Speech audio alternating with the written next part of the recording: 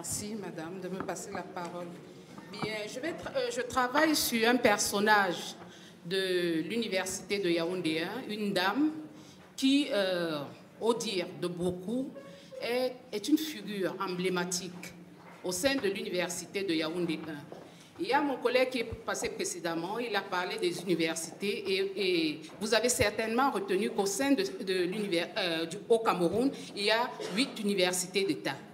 En faculté des lettres et sciences humaines, contrairement à la faculté de médecine, nous avons eu une femme enseignante, professeure titulaire, seulement en 2010. Et c'est la raison pour laquelle je me suis décidée à travailler sur cette dame. Son nom, c'est Marceline Nomo Zanga. Je ne sais pas si ça... Oui, ça marche, hein? Ça marche? Oui, ça marche. Voilà. Et le titre, au départ, c'était une question que je m'étais posée. Enseignante chevronnée ou pas? Donc, à partir des recherches que j'ai menées sur le terrain, j'ai enlevé le point d'interrogation et j'ai laissé tout simplement enseignante chevronnée 1976-2004. Pourquoi 1976? Parce que c'est la date du recrutement de cette dame à l'université. Après avoir fait ses études au Cameroun et ici en France, elle va épouser un Nigérian ici à Paris et elle va rentrer au Nigeria avec son époux et sera recrutée à l'université de Jos.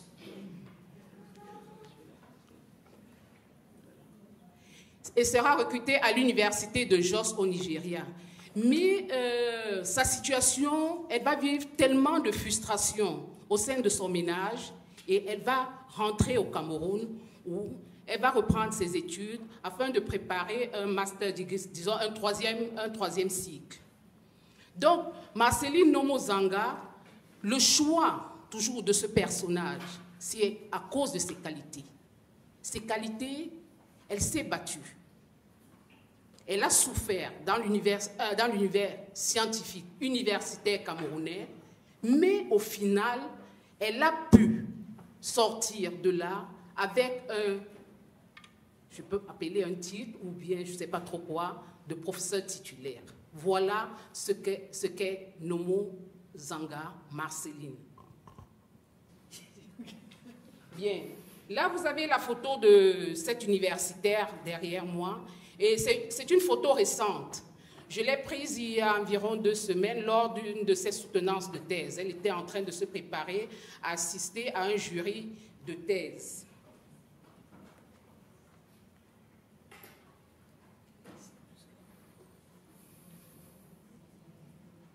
Voilà. Donc, née le 20 avril 1949 à Bafia, Bafia c'est une ville du Cameroun, Marceline fit de brillantes études au Cameroun et en France, sanctionnées par un doctorat ès-lettres obtenu en 1999 à l'université de Yaoundé 1. Poétesse, dame de cœur, enseignante et autorité administrative, voilà en quoi peuvent se résumer les qualités de cette professeure des universités camerounaises. Recrutée en 1976, elle y fera carrière jusqu'à sa mise en retraite en 2014. Qui est Marceline Nomo Zanga? Quels sont ses atouts? Sur quoi repose son évolution dans un monde phallocrate? Cette étude a pour objectif de montrer qu'une femme peut, au-delà de ses contraintes familiales, satisfaire aux exigences universitaires, scientifiques, autant que ses collègues masculins. Donc, comme matériel et méthode, nous avons utilisé prioritairement les sources orales parce qu'aucune étude n'a été menée jusqu'à aujourd'hui au Cameroun sur les femmes universitaires. Il y a environ 1 heure de temps, ma collègue Jeannette Bogan me parlait qu'on devait mener une étude sur les pionnières dans les universités au Cameroun. Donc, c'est une idée qu'on va développer au sortir de ce colloque. Donc, nous avons utilisé des entretiens directifs et semi-directifs et notre approche a été inductivo-hypothético-déductive. Après cette phase d'observation, différentes hypothèses surgirent sur la faisabilité à mener cette étude. La vérification des hypothèses, nous a permis d'entreprendre le travail que nous vous présentons ce jour. Les éléments présentés sont analysés suivant une approche historique.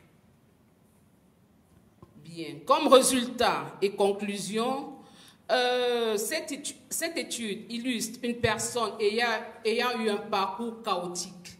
Chaotique pourquoi? Parce que Nomo Zanga est recrutée en 1976 à l'université du Cameroun, parce qu'à l'époque c'était l'université du Cameroun, et elle va passer 5 ans au grade d'assistant à l'université, 17 ans au grade de chargé de cours. Je ne sais pas comment on appelle ce grade. Maître de conférence. En France, oui. Elle va passer 17 ans maître de conférence, au grade de maître de conférence, 9 ans à ce grade pour passer professeur titulaire. Malgré tous les articles, toutes les publications scientifiques qu'elle avait. Elle aura passé 17 ans. Et en fait, je me suis posé une question et j'ai essayé de demander au personnage pourquoi c'est seulement en 2010 qu'elle devient professeure titulaire. Parce qu'elle avait déjà dépassé l'âge. Elle était à 61 ans. Or, suivant une certaine réglementation, il y a des délais de passage de grade. Elle m'a dit, les hommes en avaient assez de sa venue. Voilà la réponse qu'elle m'a donnée. Donc, elle est la première enseignante en faculté des lettres et sciences humaines à devenir professeure titulaire dans les universités d'État au Cameroun. Elle ne se considère pas comme un monument historique, scientifique, et s'est plutôt construite dans cet aller-retour entre ses étudiants et elle. Plus ouverte également à la convocation des autres dans la construction de sa propre personnalité intellectuelle. De ses pairs, elle a forcé le respect et l'admiration, comme en témoignent ses nombreuses publications. Au final, après 38 ans de service rendu, le professeur Nomo continue de dispenser quelques enseignements et d'assister à certains jurys de soutenance, de master et de thèse. Sa présence sur le campus démontre du respect et de la compétence reconnue à cette enseignante au caractère travailleur, accrocheur, ténace et volontaire. Une personne s'étant élevée au-delà des frustrations de tout ordre. C'est fini. Non, j'en ai terminé. Là, c'est tout juste les références et remerciements. Il y a quelques ouvrages comme ça que j'ai utilisés. Et à la fin, nous remercions tous ceux qui se sont prêtés à notre jeu de questions. Je remercie ceux-là. À notre jeu de questions sur Madame le professeur Nomo Zanga. Marceline, merci de votre attention. Merci. Alors, d'abord, j'aimerais remercier les organisatrices de m'avoir invitée. C'est toujours agréable de revenir à Paris et de rencontrer des collègues, celles que je connais, d'autres que je ne connaissais pas, comme Mme Rogers. Belle connaissance qu'on a faite cet après-midi.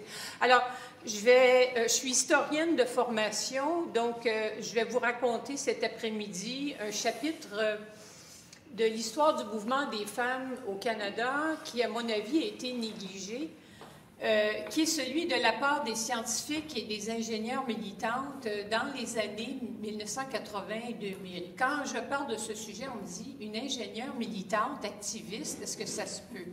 Mais oui, ça existe et je vais vous parler de ce groupe de femmes. Et plus précisément leur contribution à, comme le titre l'indique, la promotion des carrières académiques féminines en STEM au Canada. Alors, juste pour vous dire, STEM, ça veut dire sciences, technologies, ingénierie, mathématiques, STEM in English, STEM en français. Bon. Alors donc, voilà. Alors donc, la situation des femmes dans les carrières académiques au Canada, comme je pense dans beaucoup de pays, on l'a démontré depuis le début du colloque, constitue une question ancienne, mais qui perdure. Alors, depuis plusieurs décennies au Canada, on s'interroge sur la place et le rôle des femmes dans les universités. Et tout récemment, je voudrais mentionner la parution de deux rapports importants.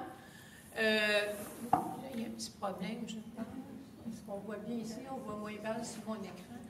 Alors, parution de 2 rapports importants, celui du Conseil des académies canadiennes, le comité d'experts. Ah là, il y a un problème.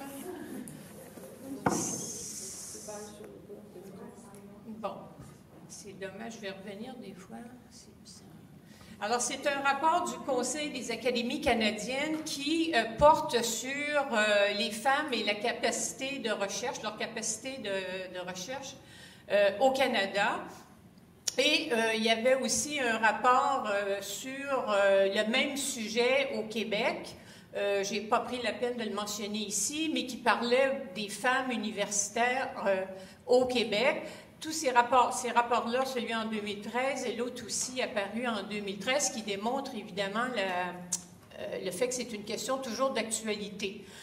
Pour ce qui est du rapport Marsden, on l'appelle le rapport Marsden parce qu'il était présidé par Lorna Marsden, une féministe bien connue au Canada, qui a été aussi présidente d'université. Alors, ce rapport représentait à bien des égards une réaction à ce que moi j'appelle le Summergate canadien. Je ne sais pas si vous vous souvenez de l'affaire Lawrence Summers aux États-Unis. Pour résumer, il était le président de Harvard. Il a donné une conférence où il a prononcé des paroles très malheureuses qui, en fait, dit-on, a mené à sa démission et à la nomination de la première femme présidente de Harvard. Alors, ce qu'il a dit, c'est un long discours, mais il y a 2 points qui ont fait sursauter les femmes et l'ensemble du pays, il faut dire. Il a dit, bon, les femmes ne peuvent réussir autant que les hommes dans la carrière universitaire et dans la recherche parce qu'elles ne sont pas prêtes à consacrer 80 heures par semaine à leur travail. Mais ce qui a fait encore plus sursauter l'auditoire, qui comprenait beaucoup de femmes scientifiques très connues, c'est que, et là on revient au biodéterminisme, dire que, in the end, à la fin, les filles n'ont pas la bosse des mathématiques. Bon, ça résume bien, c'est qu'elles ne sont biologiquement pas autant habilitées que les garçons à réussir dans les mathématiques et de là, dans les carrières universitaires en sciences et en génie.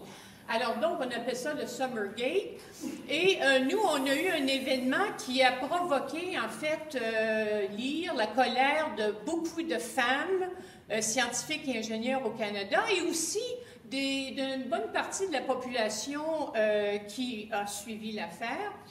C'est que le gouvernement canadien a annoncé en 2010 les premières titulaires de ces prestigieuses chaires d'excellence en recherche du Canada, les CEUR comme on les nomme, où la personne reçoit jusqu'à 10 millions de dollars pendant 7 ans pour faire de la recherche dans son domaine. Alors, 19 chercheurs ont été nommés, recrutés. C'était un appel à candidature à l'échelle internationale. Et sur les 19, il n'y avait aucune femme. Alors donc, au Canada, ça a créé, comme je dis, une controverse très forte. Et le gouvernement fédéral a tenté d'apaiser la tempête en nommant ce comité d'experts de 15 personnes, présidé par Lorna Marsden. Et ce rapport a été soumis au gouvernement quelques années plus tard.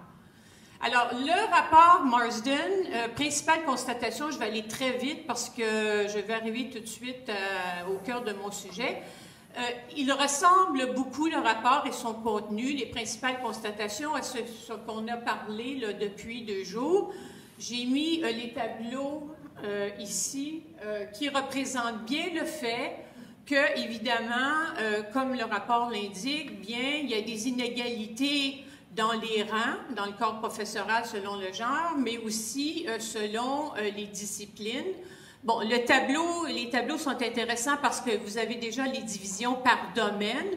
Je vous demanderai de regarder à droite celui-ci où on voit la situation des femmes professeurs dans les STEM. Un autre tableau très intéressant aussi parce qu'il fait l'évolution historique de la situation des femmes selon le rang. Et Pensez aux chargés de cours. On a un problème très important avec le nombre très grand de chargés de cours, hommes et femmes, mais voyez le pourcentage de femmes ici. Puisque nous sommes dans des universités maintenant au Canada de recherche qui libèrent leurs professeurs réguliers pour faire de la recherche et confient une bonne partie de l'enseignement à des chargés de cours. On a le même phénomène aux États-Unis d'ailleurs. On est en état de crise par rapport à ça, je tenais à souligner. Vous avez ici une très belle pyramide dans le rapport. Je pourrais vous donner le titre exact à cause de la diapo qui avait un petit problème, où on voit la fameuse pyramide des femmes et des hommes et les carrières qui progressent d'une façon très différente, plus on monte en haut de la pyramide. OK? Alors, ce qui est intéressant de mentionner, c'est que le rapport Marsden se penche sur la situation des professeurs en STEAM, même si son mandat était d'explorer la situation de l'ensemble des professeurs-chercheurs. Alors, il y a des tableaux ici que je vais indiquer seulement 2 exemples qui nous permettent de voir la situation très différente des femmes dans les STEAM par rapport à leurs collègues dans les sciences de la vie et aussi, évidemment, dans les sciences humaines, sciences sociales et éducation. Vous voyez, par exemple, ici, c'est intéressant, on montre souvent le fameux graphe avec les ciseaux, on appelle le scissors graph, le ciseau, qui est très différent de celui-ci qui porte sur les femmes en sciences et génie. Les 2 courbes ne se rejoignent jamais. Vous voyez que l'écart perdure, donc c'est très différent de ce qu'on voit lorsqu'on regarde les femmes professeurs, leur représentation dans les humanités et les sciences sociales, entre autres. Alors, comment expliquer cet autre problème qui perdure, et j'entends par là la surreprésentation des femmes en professeurs dans les STEAM? Bien, il y a une analyse dans le rapport qui reprend certaines des grandes interprétations ou explications, si vous voulez, de la littérature féministe. Et on insiste beaucoup, on n'en a pas parlé ici vraiment, mais peut-être qu'on n'utilise pas le mot, le concept ici, le chilly climate, le climat inhospitalier qu'on utilise beaucoup dans la littérature américaine, canadienne, pour expliquer évidemment les problèmes que subissent beaucoup de femmes dans ce domaine et qui pourrait expliquer le plafond de verre, ce climat inhospitalier qu'elles vivent à tous les jours. Alors donc, le contenu du rapport sur les femmes en STEAM et l'ensemble du rapport, pourrais-je dire, témoigne de l'importance de l'influence de 2 groupes principaux qui collaborent aux travaux du comité d'experts présidé par Lorna Marsden, à savoir, premier groupe, des universitaires féministes réputés, et aussi, et je tiens à le souligner, des femmes scientifiques et ingénieurs qui militent pour la parité hommes-femmes, femmes-hommes, dans leur domaine. Et parmi ce groupe, il faut souligner la présence de professeurs qui ont occupé ou qui occupent des prestigieuses chaires du Conseil de recherche en sciences naturelles et génie du Canada pour les femmes en sciences et génie, des chaires qui ont été établies par le gouvernement fédéral en 1989. J'y reviendrai d'ailleurs, c'est pour ça que je tenais à mentionner leur présence au sein de ce comité et du travail qu'il a effectué. Alors donc, comme je le disais tout à l'heure, le militantisme des femmes en STEAM au Canada a été négligé autant par l'histoire des femmes et du féminisme que par l'histoire des sciences et du génie. Et c'est ce militantisme-là que je vais explorer avec vous. Regardez les stratégies et les actions que ces femmes ont prises en faveur de la promotion des femmes en STEAM, avec un focus sur les carrières féminines universitaires et l'impact de ce militantisme aussi sur la compréhension de ce problème des femmes en STEAM et sur la mise en place de politiques et de programmes de promotion des femmes au sein des universités dans ce domaine. Alors donc, ce militantisme-là, en bonne historienne, il faut établir la conjoncture qui était très favorable à l'éclosion de ce militantisme. Il faut regarder la situation des années 1970 et 80 au Canada, où le programme féministe canadien inscrit la question des professeurs d'université dans les débats politiques sur la situation de la femme. C'est de la façon dont on appelait ça à l'époque. Donc, on lutte pour l'égalité femmes-hommes, on lutte contre le sexisme, la discrimination, et il ne faut pas oublier aussi la création de programmes interdisciplinaires en études des femmes dans les universités canadiennes à l'époque. L'État canadien légifère aussi sur l'égalité des sexes dans les années 70-80. Il y a des moments clés que je mets ici, je n'aurai pas le temps d'aller en détail, mais des lois sont adoptées. Notre Charte canadienne des droits et libertés est adoptée. Et aussi, on a un manifeste en 67, là, dans un rapport très important, en faveur de l'égalité homme-femme. Alors, là, le Canada aussi, je parle de conjoncture favorable à l'éclosion de ce militantisme, a besoin, dit-il, des femmes scientifiques et ingénieurs pour être compétitifs sur le plan international. Alors ça, c'est un argument très important, un plaidoyer même que le gouvernement fédéral va articuler à partir des années 80, à savoir que les femmes vont aider le gouvernement à combler une pénurie sérieuse qui, prochainement, dit-on, va arriver, de scientifiques et d'ingénieurs formés dans les universités. Alors donc, l'industrie va se joindre au gouvernement pour réclamer aussi des mesures importantes et le gouvernement va adopter en 87 sa première politique nationale en sciences et technologies où là, les femmes vont être vraiment situées dans cette politique comme l'une des composantes du système national d'innovation que le gouvernement canadien propose. Alors donc, les femmes en STEM vont, dans ce contexte, commencer à se mobiliser. Il y a comme une prise de conscience chez elles qui se produit, qui est très palpable. Elles se mettent à se mobiliser en créant des nombreuses associations et organisations et elles commencent à effectuer du lobbying auprès des gouvernements à tous les niveaux, auprès des universités et du secteur privé. Alors, les professeurs en STEM dans les universités canadiennes, elles vont être des participantes de première ligne dans ce mouvement que j'appelle le mouvement des femmes en sciences et en génie au Canada. Elles vont joindre les associations, vont en devenir souvent les dirigeantes et elles vont vraiment se consacrer dans leur bataille, disent-elles, dans leur lutte pour le recrutement et la rétention des professeurs. C'est un des principaux objectifs de leur organisation. 2 minutes. Bon. Alors, on va passer rapidement. Alors donc, il y a plusieurs stratégies qui vont être adoptées pour attirer les femmes vers les carrières universitaires en sciences et en génie dans les années 80 et 90. Et le gouvernement, les universités, les industries vont participer activement à l'adoption de ces programmes. J'en donne ici quelques exemples. Mais surtout, ce qui est fort intéressant dans l'histoire canadienne, c'est que le Conseil de recherche en sciences naturelles et génie, qui est notre principale agence subventionnaire fédérale au Canada, va jouer un rôle clé dans la promotion des femmes professeurs d'université dans les STEM. Alors donc, des programmes de bourse pour embaucher des professeurs vont être mis en place. Et ce qu'il faut souligner, c'est sans doute le produit le plus populaire, parce que ça existe toujours, et le plus louangé, si vous voulez, par le CRSNG, c'est la création de chaires en sciences et génie. Il y en aura une nationale en 89 et 5 qui sont créées en 1996, c'est-à-dire que là, il y aura 5 chaires régionales. Et le modèle est fort intéressant parce que ces chaires-là sont financées par le gouvernement fédéral, mais par l'industrie.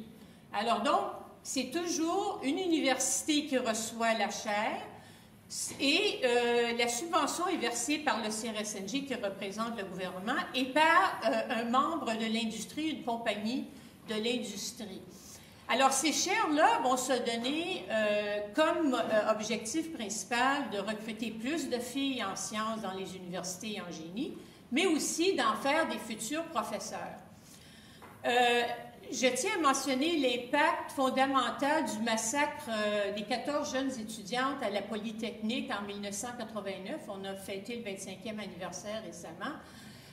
Cette tragédie a eu vraiment un impact fort important sur la prise de conscience dans la population et au sein des gouvernements du problème des femmes en sciences et génie.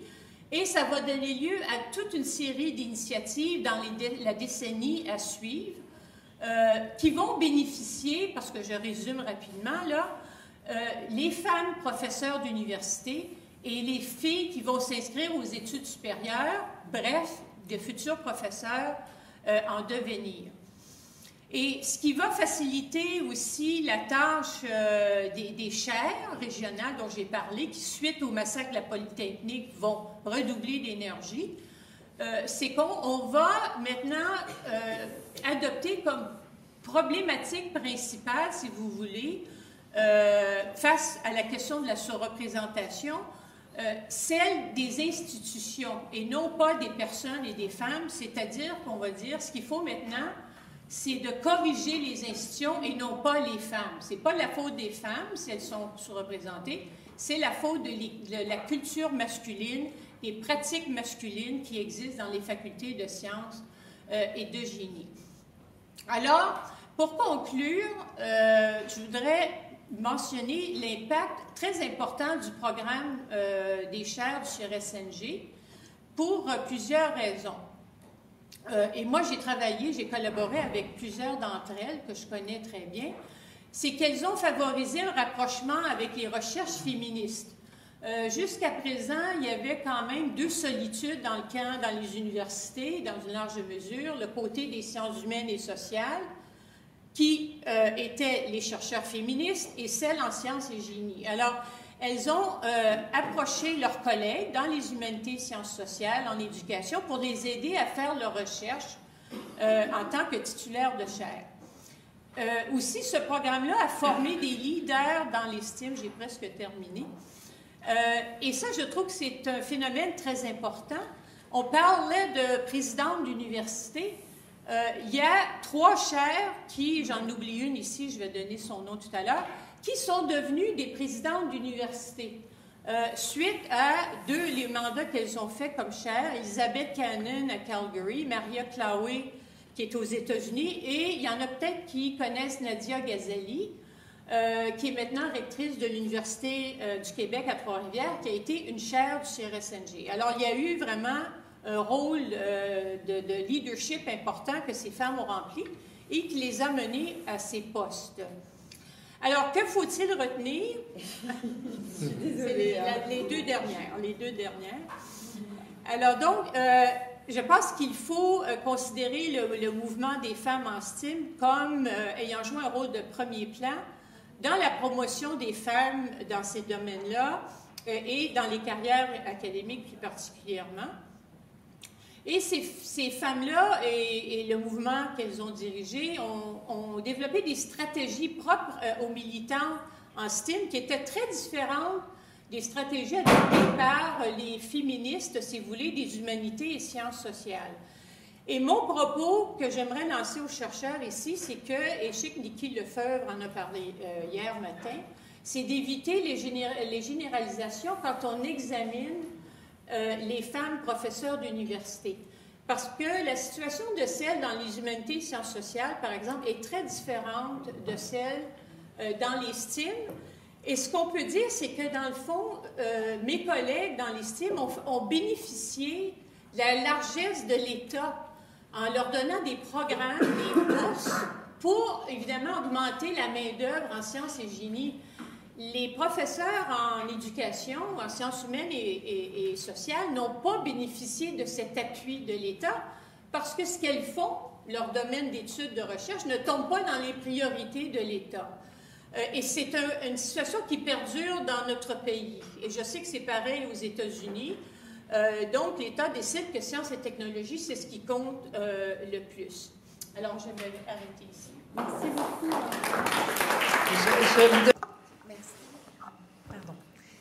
Merci. Alors, donc, je vais revenir sur une approche plus disciplinaire, justement, puisqu'on évoquait les différences selon aussi les domaines académiques. Alors, pour la discipline historienne et historique, elle s'est, comme les autres disciplines universitaires, féminisée tout au long du XXe et au début du XXIe siècle. Je ne vais pas du tout redonner les chiffres, vous les avez eus abondamment pour ce qui concerne l'ensemble du monde universitaire. Je vais juste préciser ce qui concerne l'histoire. C'est-à-dire que la première femme reçue à l'agrégation d'histoire l'a été en 1927. Ce sont des agrégations séparées pour les hommes et les femmes.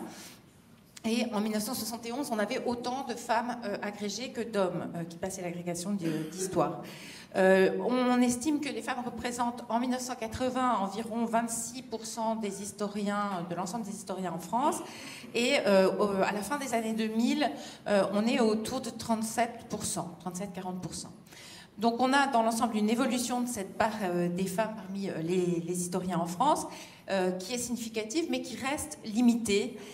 Et qui concerne, là encore, on va retrouver des éléments qu'on a vus dans les autres communications, davantage, bien plus, les postes de maître de conférence que ceux de professeurs.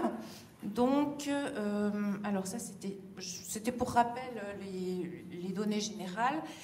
Simplement, pour ce qui concerne la différence entre maître de conférence et professeur, alors, en ce qui concerne les femmes, l'accès au poste de professeur se fait beaucoup plus difficilement, puisque les femmes sont 2,5 fois moins nombreuses que les hommes à accéder au poste de professorat au bout de 10 ans de carrière.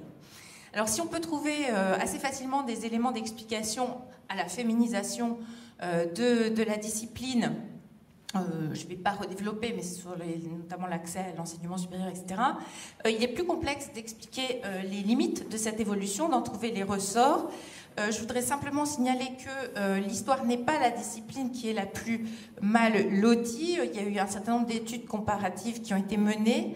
J'ai mis quelques éléments là sur le PowerPoint.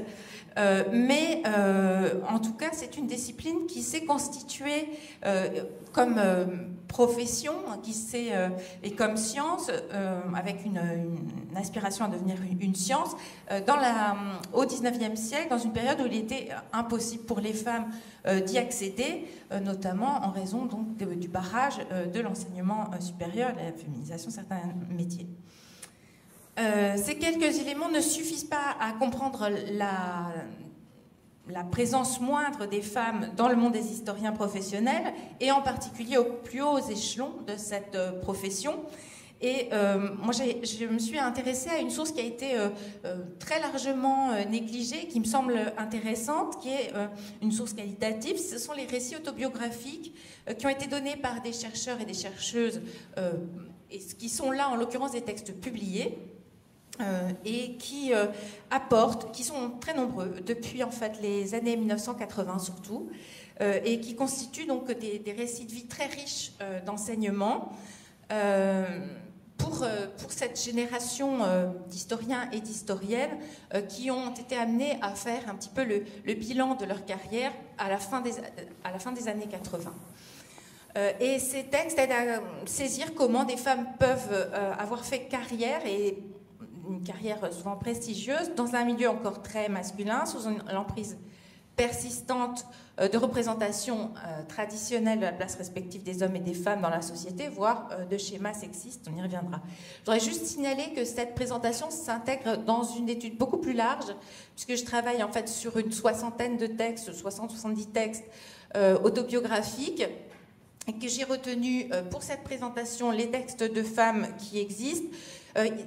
La liste n'est pas exhaustive, mais elle l'est pour l'essentiel quand même. Donc vous voyez qu'on a un nombre limité de textes, avec en plus, si on peut dire, des récidivistes. Et puis, en revanche, donc j'ai retenu un certain nombre de textes d'historiens, plus nombreux, qui sont de toute façon beaucoup plus nombreux, dans la mesure où ils m'ont paru pouvoir documenter cette approche-là. Mais ce n'est pas l'ensemble de mon travail de recherche. Alors, les écrits des historiens, là je parle bien des historiens, pas des historiennes, retenus dans cette étude, font nettement apparaître une conception sexuée de la place des individus dans la société, dont les espaces sont clairement définis, hiérarchisés. C'est très classique, aux hommes la sphère publique qui renvoie à la notion de carrière, tandis que la vie privée, constituée notamment autour de l'épouse et des enfants, est appelée à rester dans l'ombre. Certains textes d'historiens mettent en avant le sacrifice consenti par leurs épouses, qui toutes n'aspiraient pas à une vie de femme d'eux, donc des grands professeurs. Et donc on voit émerger la figure du grand homme, en quelque sorte, et de sa compagne, voire de la femme d'historien comme femme sacrifiée. Dans ces textes, les historiens, qui évoquent dans l'ensemble assez peu leur vie familiale, leur vie personnelle, conjugale, rendent souvent hommage au rôle joué à leur côté par leurs épouses, et particulièrement au sacrifice de la propre carrière de ces épouses. Et ces textes peuvent constituer des espèces de monuments en hommage à ces femmes sacrifiées. Alors je vais juste prendre un ou deux exemples pour pas rester dans quelque chose de trop désincarné, alors qu'en fait ces textes sont précisément extrêmement évocateurs et riches. Je vais prendre l'exemple de l'historien Pierre Chaunu, dans son essai d'Égo-Histoire, qui remercie à plusieurs reprises son épouse pour le sacrifice de son temps et de sa carrière. Il explique, quand il évoque la création de la 6e section de l'école des hautes études: « Nous sacrifions nos vacances de Pâques, ma femme y a passé ses nuits, renoncé à ses révisions, la fiche lui coûtera l'agrégation, mais tout est prêt à temps. Et ensuite, puisqu'il était clair que l'école des hautes études m'était fermée, il me fallait songer à une thèse. Ma femme a donc sacrifié toute sa carrière, puisqu'en fait, il va reprendre une partie du travail qu'elle avait commencé pour en faire une partie de sa thèse. Mais elle travaille avec lui. Hein. C'est pas une, si vous voulez, c'est pas un vol, voilà. Et il explique après: ma femme a été la collaboratrice totalement bénévole de cette entreprise. Et il explique après que, en fait, sans cette épouse qui s'est sacrifiée, il n'y aurait eu ni ses vies, ni le reste, ni rien qui vaille. Donc, hommage réitéré à l'épouse sacrifiée, qu'on trouve d'ailleurs chez d'autres historiens qui n'ont pas nécessairement une vision aussi traditionnelle et conservatrice du schéma familial, puisqu'on le voit par exemple chez Jacques Le Goff. Alors précisément cet élément-là, la présence de modèles familiaux très traditionnels, elle est présente dans ces textes d'historiens, donc où le mari apparaît comme le principal pourvoyeur des revenus du foyer, tandis que son épouse se charge, c'est tout à fait classique, hein, de l'éducation des enfants, de la tenue du foyer, et donc de délester les maris de toutes ces charges et de l'intendance. Alors, ce qui est par contre un peu particulier, c'est qu'elle joue un rôle supplémentaire, puisqu'elle joue très souvent le rôle d'aide dans le travail d'historien qui est mené par leurs époux. Je pense par exemple pour Pierre Chaunu, donc il y a une petite main derrière leur travail, hein, qui va faire les recherches bibliographiques, qui va faire des calculs, notamment statistiques, etc., etc. Donc pas seulement les tâches domestiques classiques, mais bien au-delà, et c'était particulièrement compliqué pour continuer sur le cas de Pierre Chaunu, parce que c'est quelqu'un qui avait 7 enfants. Hein, donc c'est quand même... voilà. Oui, ils avaient 7 enfants, donc... oui, voilà. Et qui dit: quant à ma femme, elle élèvera nos enfants avec mon seul salaire. Ses efforts ne lui seront pas comptés. Encore un hommage qui est présent. J'aurais pu développer les exemples. Je voudrais simplement souligner que la reproduction de ces schémas familiaux traditionnels est facilitée par la manière dont certaines femmes ont intériorisé une sorte de carence de légitimité à exercer une activité professionnelle, en particulier dans le monde de l'histoire, qui apparaît comme une discipline qui est faite par et pour les hommes. Donc c'est le deuxième grand point. Alors ce sentiment d'illégitimité, il a été notamment relevé par l'historienne Mona Ozouf dans un texte où elle revenait sur son parcours en 1984, où elle expliquait que certaines femmes estimaient que ce n'était pas là l'essentiel dans leur vie, en quelque sorte, et elle évoquait aussi que le fait qu'elles avaient des itinéraires qui ressemblent à la vie ménagère, dit-elle, 3 rangs à l'endroit, 3 rangs à l'envers, le temps public mal séparé du temps privé, une confiance vacillante dans leurs propres entreprises. Alors elle a confirmé cette perception dans un article très récent, enfin dans un entretien qu'elle a très récemment accordé au Nouvel Obs, où elle souligne qu'un certain nombre de femmes universitaires se bornaient à être remerciées en fin de volume, Et pour elle, en ce qui la concerne, déjà j'étais agrégée de philosophie, oui c'était une historienne philosophe en fait, c'était beaucoup, je n'imaginais pas être plus que professeur. Donc c'est surtout sur la phase d'enseignement qu'il y avait des aspirations professionnelles, mais moins sur la recherche. Alors, sans doute qu'il faut voir là l'héritage de conceptions héritées du passé, en particulier du 19e siècle, ou période où s'était particulièrement, évidemment, épanoui un modèle de division sexuée des sphères et des activités.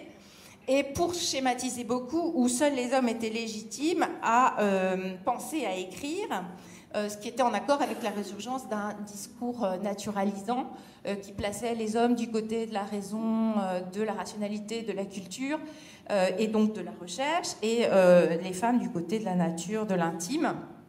Le caractère donc tardif de la mise en place d'un enseignement supérieur ouvert aux femmes, que j'ai évoqué en introduction, en témoigne. Et je voudrais simplement rappeler que l'histoire s'est donc constituée en science dans ce contexte général d'une division sexuelle des rôles sociaux. Et donc, ça explique en partie que les femmes en aient été exclues dans un premier temps. L'histoire-science, c'est un métier d'homme. Et il y a un autre élément qui joue en défaveur de la présence de femmes dans la discipline historique, c'est le lien à l'écriture dans l'histoire. Malgré une volonté de scientificité accrue dans la seconde moitié du 19e siècle dans la discipline historienne, dans la discipline, chez les professionnels de l'histoire, comme je l'ai dit, reste attachée au travail des historiens, la dimension de l'écriture, et même une dimension donc littéraire, qui est alors assimilée à un talent masculin, tandis que du côté des femmes, l'écriture légitime, c'est une écriture de divertissement ou une écriture du quotidien, beaucoup plus. Donc journaux, correspondances, chroniques, donc plus une écriture qui serait plus utilitaire. Alors l'écriture de l'histoire, qui est à la fois scientifique et littéraire, est doublement réservé aux hommes, en quelque sorte. Donc, c'est quelques éléments qui sont sans doute à prendre en considération pour essayer d'expliquer un peu le constat que fait Mona Ozouf d'un sentiment d'illégitimité ou difficulté à se projeter dans ce métier de l'histoire. Témoin aussi de certainement cette carence de légitimité ou de ces doutes et une certaine réflexivité sont présents dans les textes de des historiennes, les textes autobiographiques. On voit le poids des représentations que je viens d'évoquer dans les écrits de femmes qui sont par ailleurs des femmes qui ont fait des carrières extrêmement prestigieuses, qui ont une reconnaissance forte, mais qui néanmoins évoquent leur parcours en permanence sous une forme réflexive en s'interrogeant même sur la manière dont elle restitue ce parcours. Je vais prendre un exemple très très rapide, c'est celui de Michel Perrault, dans son essai d'égo-histoire, où elle essaye d'expliquer pourquoi elle en est venue à faire de l'histoire. Elle souligne qu'elle a été éduquée dans le sens du sacrifice et de l'effacement, et a de ce fait toujours du mal à dire « je ». Et donc elle cherche une explication. Peut-être ai-je fait de l'histoire pour ne pas parler de moi, voire pour ne pas y penser. Ce sont des restes d'une éducation typiquement féminine qui a marqué l'histoire que j'ai faite, même si je l'ai faite contre elle. Donc cette approche très réflexive, elle est beaucoup plus présente dans les écrits autobiographiques d'historiennes que d'historiens.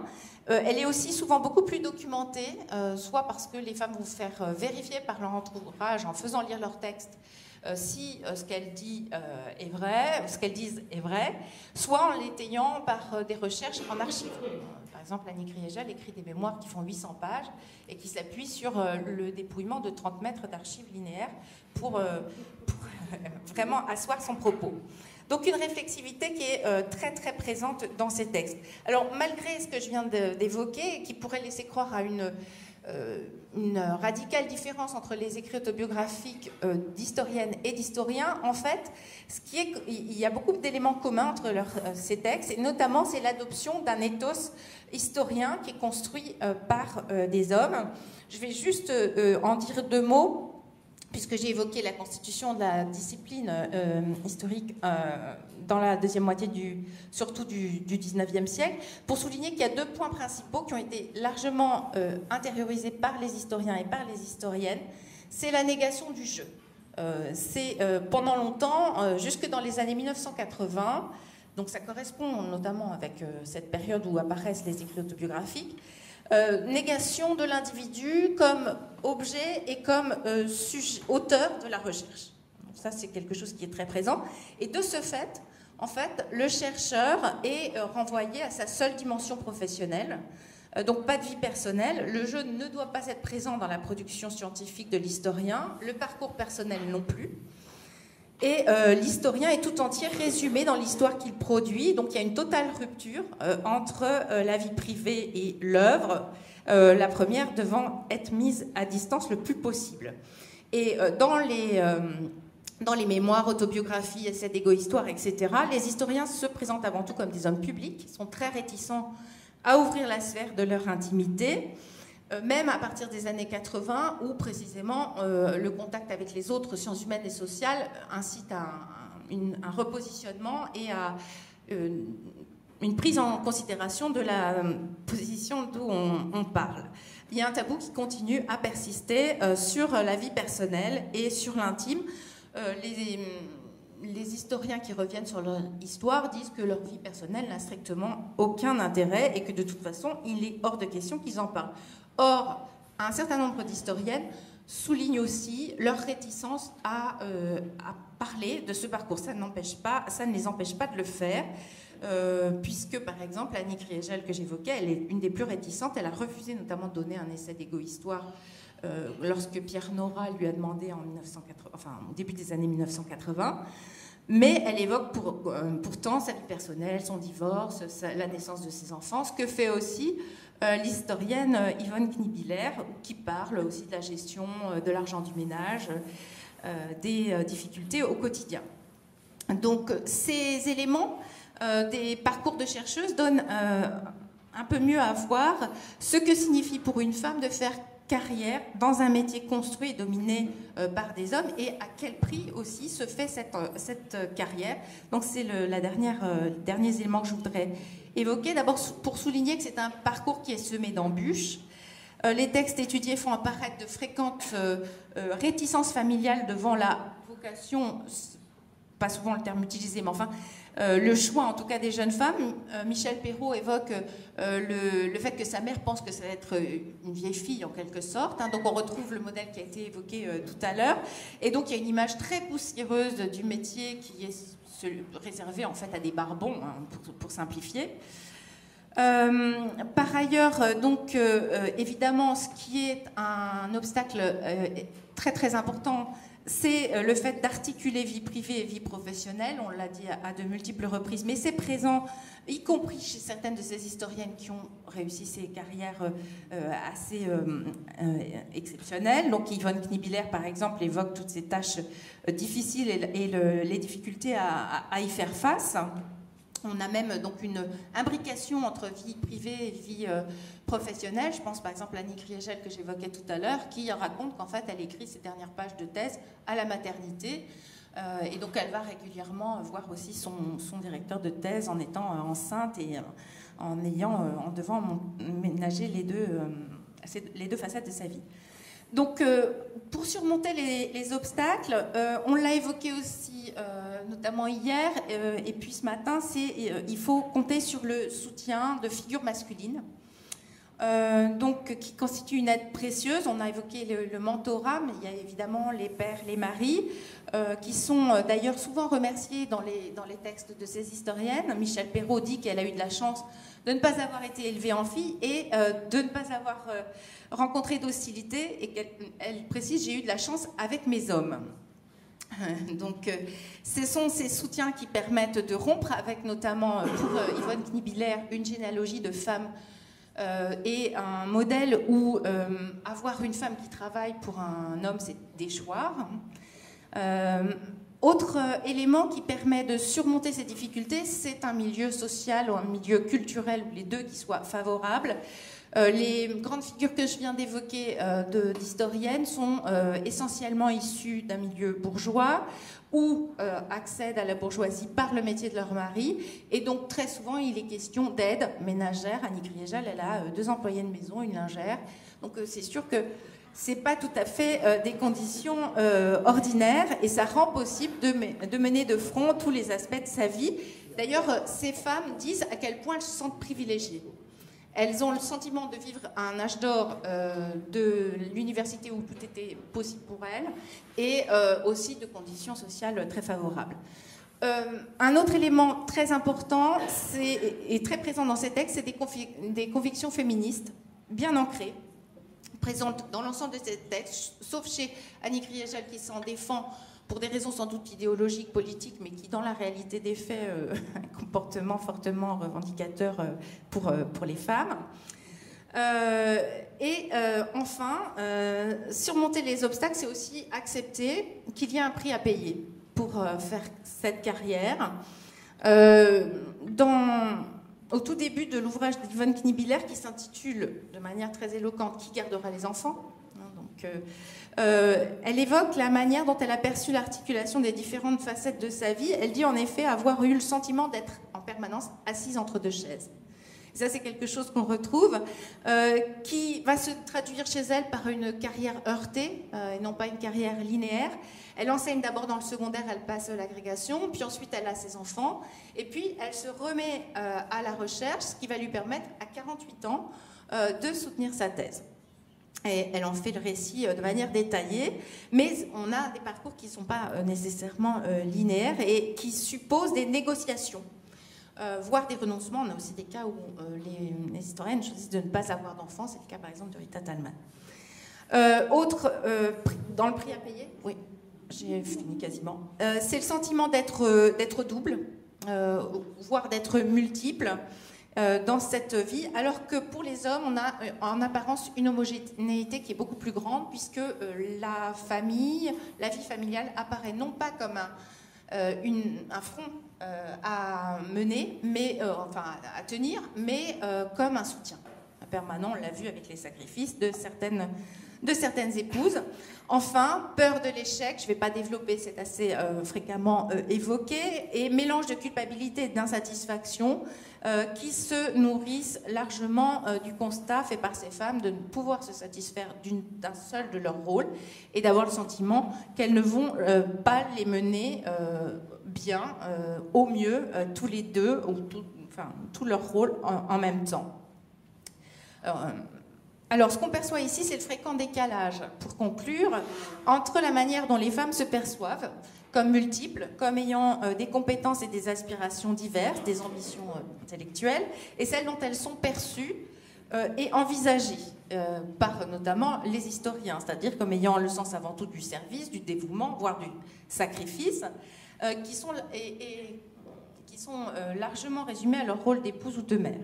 Alors, ces tensions apparaissent au détour des textes d'historiennes que j'ai retenus ici et qui émanent pourtant, comme je l'ai dit, d'une petite minorité reconnue qui a fait son entrée dans une profession largement masculine, qui s'estime privilégiée et qui ont effectivement toutes les raisons de se considérer comme exceptionnelles au sens étymologique du terme et donc à cet égard autorisées aussi à se raconter et solliciter. C'est un signe de reconnaissance. Il faudrait voir, et c'est ce qu'on est en train de faire dans une ANR qui s'appelle Itinéraire, ce qu'il en est pour des parcours de personnalités qui n'ont pas nécessairement une telle facette publique. Et c'est ce qu'on est en train de faire autour d'une équipe qui travaille sur les mémoires de synthèse des activités scientifiques dans les HDR. Merci beaucoup.